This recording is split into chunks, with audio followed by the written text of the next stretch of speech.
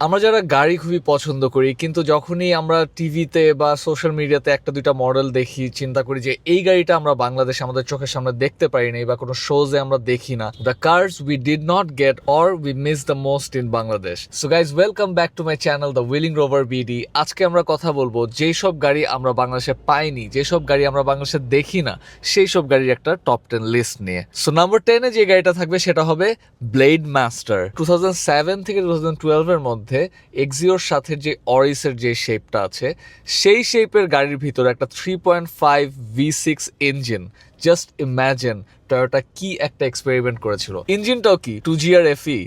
So চিন্তা করতে পারেন যে একটা V6 2GR FE ইঞ্জিন একটা এত ছোট গাড়িতে টয়োটা বসে একটা এক্সপেরিমেন্ট করেছে। 280 হর্স পাওয়ার গাড়িটা প্রডিউস করে, almost 350 newton metres of torque এই গাড়িটা প্রডিউস করে। 0 to 100 বা 0 to 60 মাইলস পার আওয়ার বা 0 to 100 কিলোমিটার্স পার আওয়ার মাত্র 6.5 সেকেন্ডস এই গাড়িটা করে।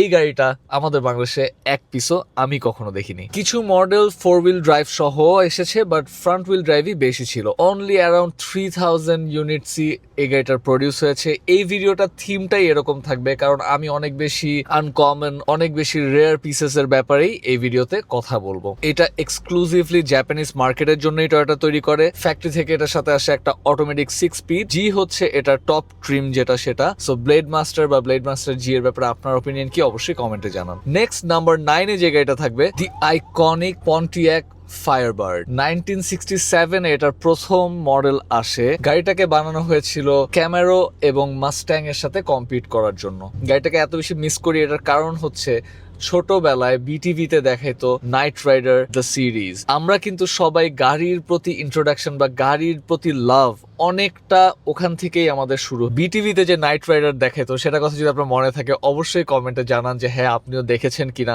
আমেরিকান কার্স দিয়ে আমি নিজেরই একটা এই ধরনের ভিডিও বানাতে পারতাম, আর এই লিস্টে অনেকগুলো আমেরিকান কার্স থাকবে, এটাই আপনারা জেনে রাখেন। কারণ আমেরিকান কার্স আমরা পাই নাই, আর আমেরিকান কার্সের আমাদের অনেক বেশি ফ্যাসিনেশন আছে। ফায়ারবার্ড আমরা অনেক মুভিজে দেখছি। এটা লাস্ট প্রোডাকশন 2002-তে শেষ হয়ে যায়। 1967 থেকে শুরু করে লাস্ট যে মডেলটা এটা ছিল, সেটাতে একটা 5.7 V8 ইঞ্জিন আসতো। এটার ইনলাইন 6ও একটা ইঞ্জিন আসতো। পন্টিয়াক ফায়ারবার্ড কিন্তু এখন আমেরিকাতে একটা কালেক্টেবল হয়ে দাঁড়াইছে। এটার যা প্রাইসে এটা লঞ্চ হয়েছিল তার থেকে যদি এটা ফ্রেশ কন্ডিশনে কারো কাছে আমেরিকাতে থাকে, সেটা অকশনসে অনেক অনেক হাই প্রাইসে সেল হয়।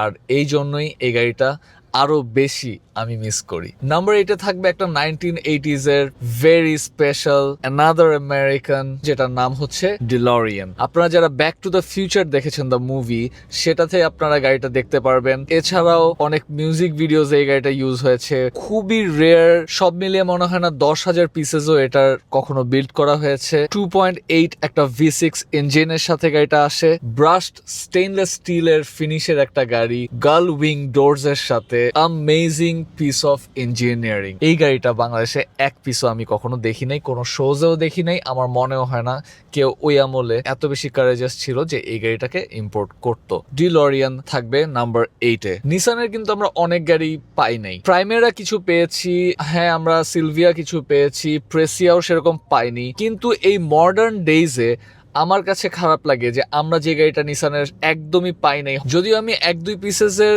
অ্যাড দেখেছিলাম যে প্রি অর্ডারে কেউ আনতে চায় কিনা, কিন্তু আমার মনে হয় না কেউ এনেছে।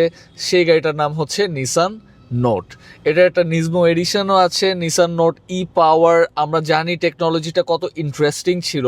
গাড়িটার ইঞ্জিনটা ছিল 1.2, আর ওইটা পুরোটা একটা জেনারেটর হিসাবে ইউজ করতো ওইটার হাইব্রিড ব্যাটারির জন্য। সো এটা ইভি হওয়ার পরেও গাড়িটাতে কিন্তু আপনার চার্জ দেওয়া লাগে না। সো এত কারেজাস একটা বিল্ড, অলমোস্ট 115-116 হর্স পাওয়ারের। এটা ধরেন আপনি অ্যাকোয়া বা হন্ডা ফিটের সাথে আপনি এটাকে কম্পেয়ার করতে পারবেন।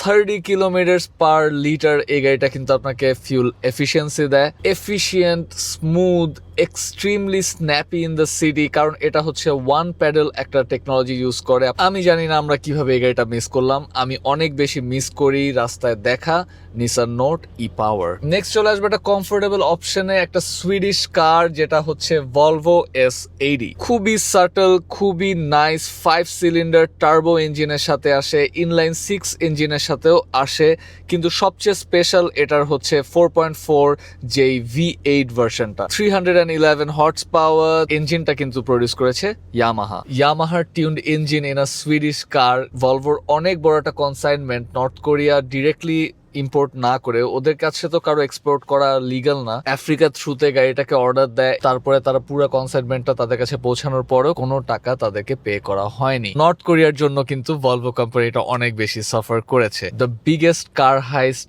অফ দ্য সেঞ্চুরি বলা হয় এটাকে। আর্লি 2000s এর যেই দিকে পুরা ওয়ার্ল্ড মুভ করতেছিল গাড়ির ডিজাইনের, সেই দিক থেকে আমার মনে হয় গাড়িটা ব্রিলিয়েন্ট লুকিং কার। আমার কাছে আমার খুবই অনেক বড় ক্রাশ ছিল এই গাড়িটার উপরে, কিন্তু কখনো পাইনি।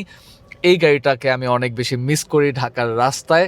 ভলভো S80 থাকছে নাম্বার 6-এ। নাম্বার 5-এ যে গাড়িটা থাকবে সেটা হচ্ছে অ্যানাদার আমেরিকান কার, ক্রাইসলার ফিফথ অ্যাভিনিউ। আপনারা যারা জিটিএ খেলেছেন তারা অবশ্যই গাড়িটাকে চিনবেন। জিটিএ থেকে আমার গাড়িটার প্রতি একটা ফ্যাসিনেশন আসে, কিন্তু তারপরে আমার ফ্যাসিনেশনটা অন্য লেভেলে আপগ্রেডেড হয়ে যায় যখন ব্রেকিং ব্যাডে আমি মাইক ক্যারেক্টারটাকে গাড়িটাকে ইউজ করতে দেখি। সিন্স 1983 থেকে 1989 পর্যন্ত এই মডেলটা প্রডিউস হয়েছে। সো আমার কাছে মনে হয় এটা অ্যাকচুয়ালি অনেক বেশি রেয়ার। এটার ইঞ্জিনিয়ারিংও খুবই ডিফারেন্ট, কারণ এটা 5.2 লিটার ইঞ্জিনের সাথে V8 ইঞ্জিনের সাথে আসে, কিন্তু এটাতে থাকে একটা 3 স্পিড অটোমেটিক গিয়ার বক্স।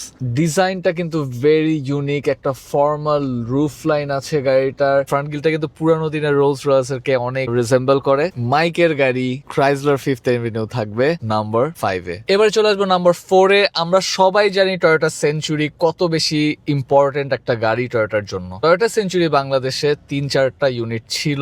আমরা কার শোজে দেখি না, রাস্তায়ও দেখি না, তারপর এটা ফেয়ার ছিল না যে আমি টয়োটা সেঞ্চুরিকে এখানে রাখবো। এই জন্য আমি রেখেছি বেবি সেঞ্চুরি।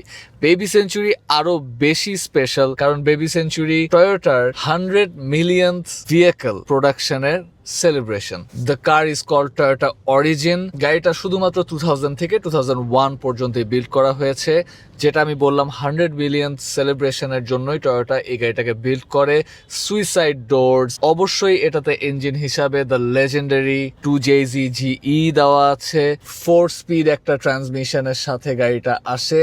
সব মিলিয়ে খুব সম্ভবত 1000 পিসেস এই গাড়িটা অ্যাভেলেবল আছে পুরা ওয়ার্ল্ডে। সো এক পিস যদি বাংলাদেশে আসতো, এক পিস যদি আমরা দেখতে পারতাম, আমার কাছে মনে হয় খুবই একটা ইন্টারেস্টিং ব্যাপার হতো। এবার চলে যাব টপ 3-তে। নাম্বার 3-তে যে গাড়িটা থাকবে সেটা হচ্ছে Lexus LFA, probably the best sounding car in the world. এটাকে একটা হ্যান্ডমেড সুপার কার বলা হয়। 4.8 V10 ইঞ্জিনের সাথে আসে, 550 হর্স পাওয়ারের সাথে আসে।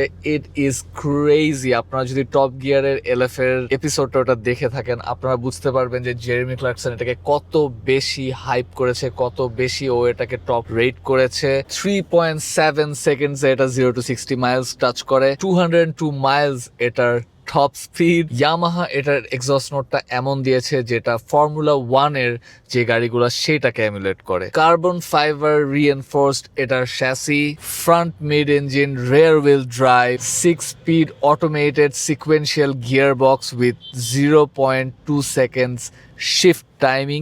গাড়িটা 2010 থেকে 2012 পর্যন্ত এসেছে। এটা মাত্র 500 পিসেস প্রডিউস করা হয়েছে। এক পিস যদি বাংলাদেশে আসতো ক্রেজি হইতো। নাম্বার 2-তে যে গাড়িটা থাকবে সেটা হচ্ছে ডজ চ্যালেঞ্জার। 2023-তে আমরা জানি SRTs এর এরাটাই ওভার।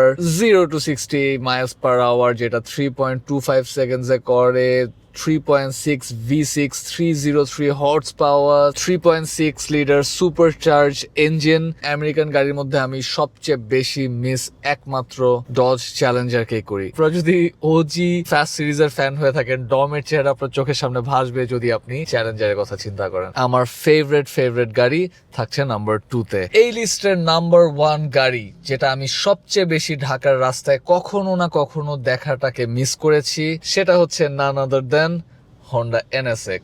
ফার্স্ট জেনারেশন NSX এর কথাই আমি বলছি। 2005 পর্যন্ত 1990 থেকে এটা আসে। ইনিশিয়ালি এটা 3.0 V6 VTEC ইঞ্জিনের সাথে আসতো। 97 এর পরে কিন্তু এটা 3.2 লিটার V6 এর সাথে আসা শুরু করে। অল অ্যালুমিনিয়াম মোনোকুব বডি, যেটার কারণে এটার ওয়েটটা সিগনিফিকেন্টলি কম ছিল।